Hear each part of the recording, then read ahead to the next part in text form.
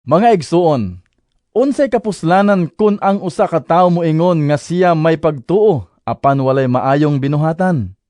Makaluwas ba kaniya ang iyang pagtuo? Dili gayod. Pananglit may mga kaigsuonan nga nagkinahanglan og biste ug walay igong pagkaon. Magpulos ba ang inyong pag-ingon kanila? Panalanginan unta kamo sa Dios. Pagsinina kamo og kaog maayo.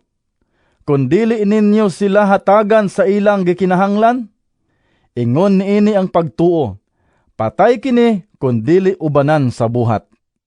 Apan dunay moingon, ikaw may pagtuo, ug ako may mga buhat.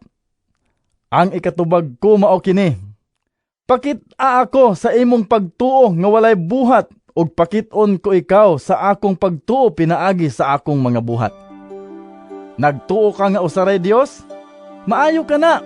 Apan ang mga demonyo nagtuo sab ni ana, ug nagkurog sa kahadlok. Buang-buang! Kinahanglan ka pa bang saysayan nga ang pagtuo nga dili ubanag mga buhat walay kapuslanan? Saon sa bang paagiha nga ang atong amahan nga si Abraham giisip sa Dios nga matarong?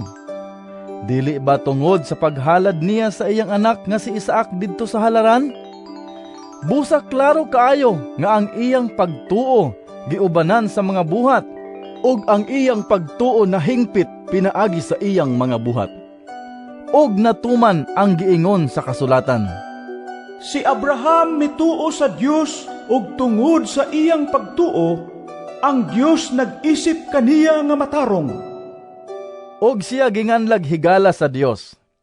Busa nakita ninyo nga ang usa ka tawo isipon sa Dios nga matarong tungod sa iyang mga buhat, og dili tungod sa pagtuo lamang.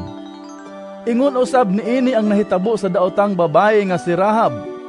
Giisip siya sa Dios nga matarong tungod sa iyang pagdawat ug pagtabang sa mga espiyang Hudeyo pag-ikyas agi sa laing dalan.